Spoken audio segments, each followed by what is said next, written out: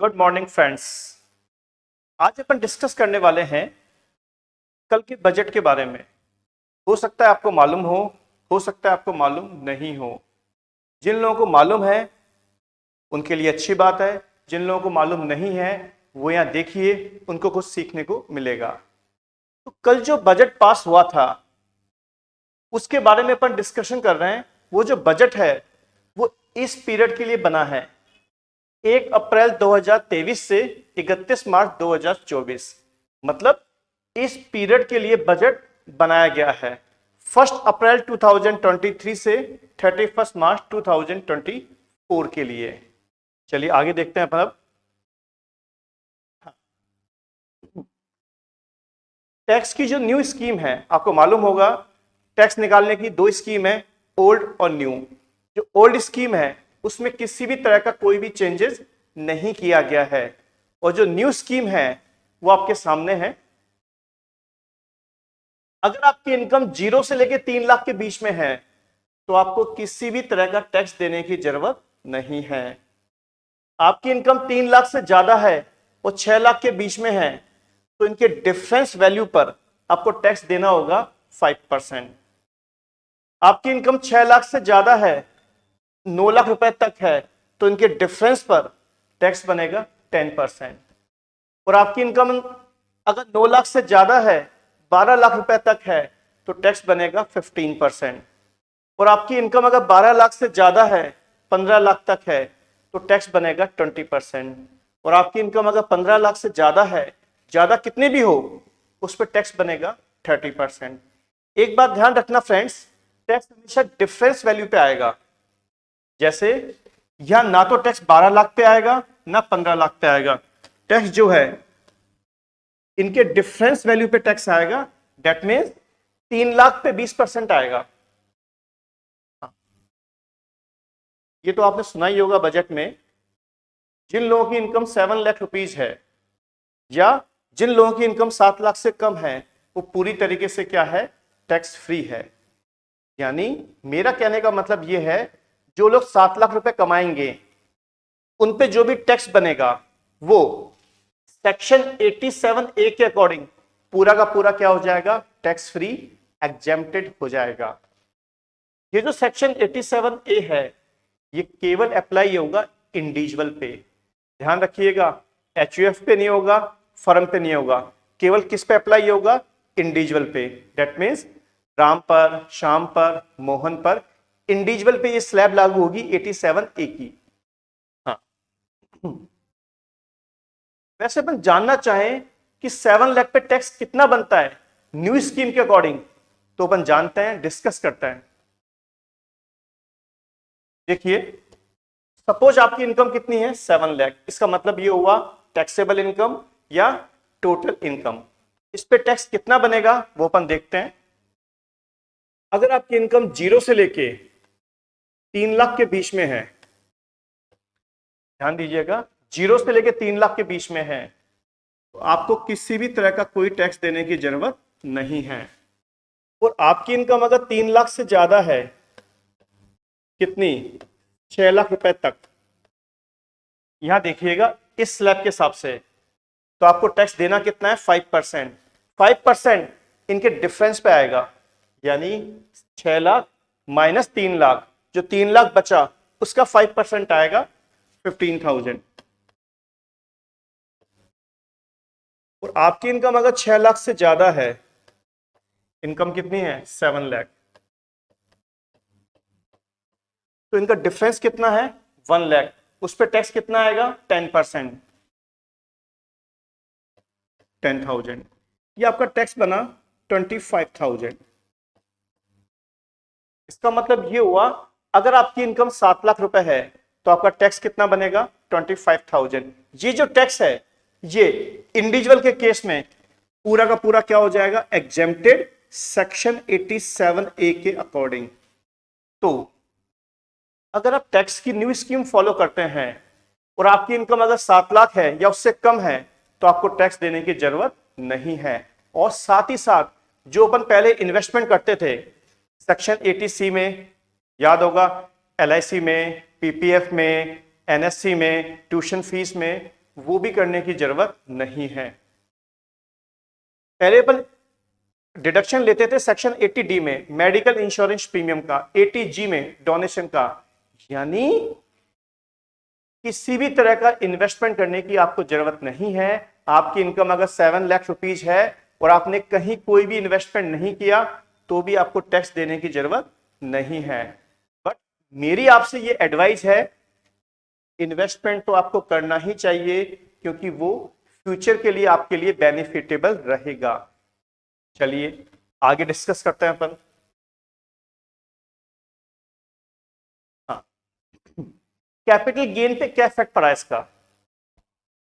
Capital gain जो chapter है अपना, जो टॉपिक है अपना, उसमें 2 सेक्शन है, 54 और 54F। इसमें काफी चेंजेस किया गया है, ध्यान दीजिएगा कैसे। सेक्शन 54 उस केस में अप्लाई होता था जब आप किसी हाउस प्रॉपर्टी को बेच के हाउस प्रॉपर्टी खरीदते थे। और सेक्शन 54F जब आप किसी भी एसेट्स को बेचकर हाउस प्रॉपर्टी के अलावा हाउस प्रॉपर्टी खरीदते थे, क्या लगता था 54F। हाँ, तो सेक्शन 54 और सेक्शन 54F में एग्जम्पशन के लिए आपको याद होगा, पहले अपन कोई नया हाउस खरीदते थे और जितने रुपए का नया हाउस खरीदा पूरी की पूरी क्या मिल जाती थी अपने को, एग्जम्पशन। भले ही वो नया हाउस 1 लाख का हो, 1 करोड़ का हो या 100 करोड़ का हो, पूरी की पूरी क्या मिल जाती थी अपने को, एग्जम्पशन मिल जाती थी।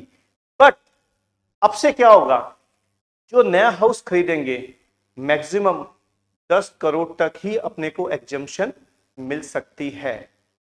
एक एग्जांपल के थ्रू मैं आपको एक्सप्लेन करता हूं। हाँ, मान लेते हैं कोई भी प्रॉपर्टी है, उसको आपने सेल आउट किया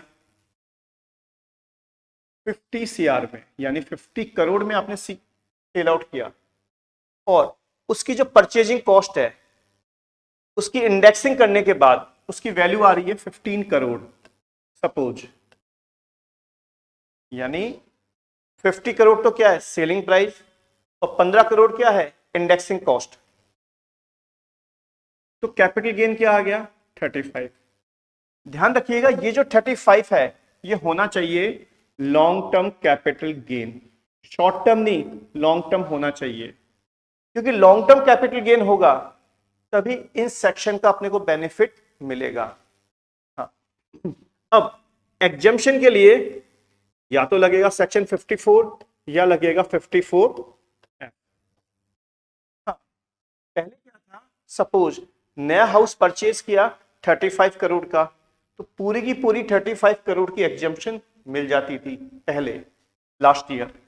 सपोज नया हाउस परचेज किया 35 करोड़ का, तो पूरी की पूरी एग्जम्पशन मिलके टैक्स लायबिलिटी क्या हो जाती थी 0, इनकम क्या हो जाती थी 0। बट अब चेंजेस क्या किया गया वो देखिएगा। अगर आप कोई इन्वेस्टमेंट करते हैं 35 करोड़ का, मतलब इन्वेस्टमेंट की वैल्यू कितनी भी हो, मैक्सिमम अधिकतम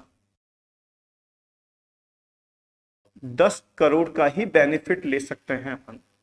यानी 25 करोड़ पे तो आपको टैक्स देना ही होगा।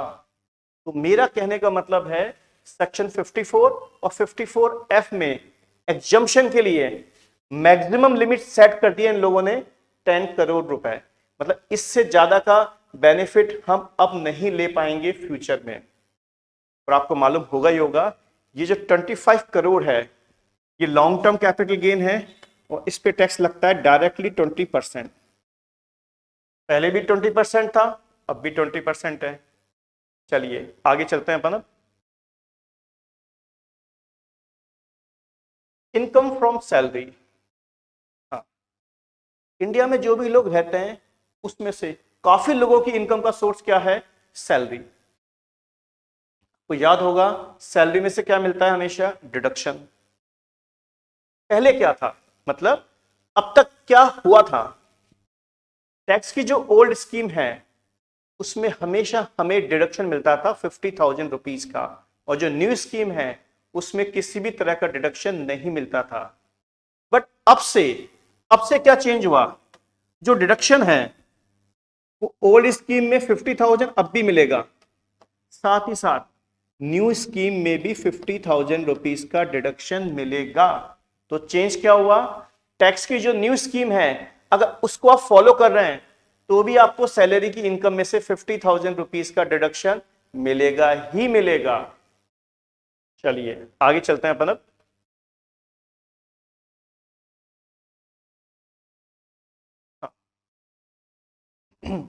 अपन बात कर रहे हैं अदर देन बिजनेस की, मतलब उन लोगों की बात कर रहे हैं जिनकी इनकम बिजनेस से नहीं होती, यानी जिनकी इनकम कहां से होती है, या तो सैलरी से, या हाउस प्रॉपर्टी से, या कैपिटल गेन से, या अदर सोर्सेस से। मतलब अपन उन लोगों की बात कर रहे हैं जिनकी इनकम बिजनेस से नहीं होती।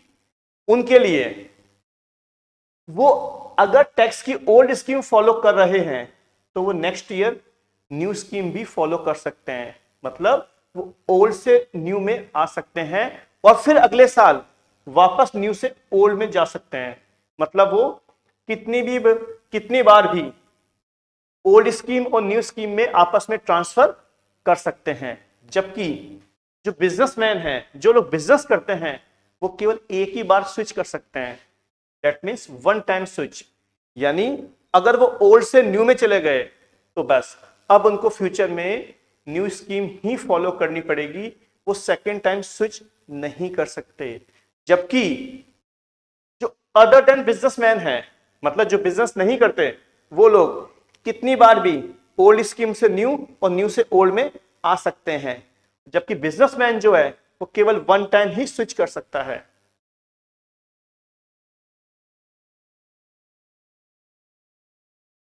एक सुना होगा नाम आपने कभी सरचार्ज का।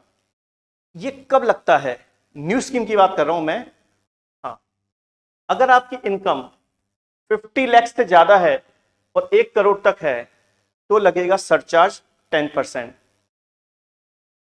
अगर आपकी इनकम 1 करोड़ से ज्यादा है और 2 करोड़ के बीच में है तो सरचार्ज लगेगा 15%। और अगर आपकी इनकम 2 करोड़ से ज्यादा है, कितनी भी है, तो सरचार्ज कितना होगा, 25%।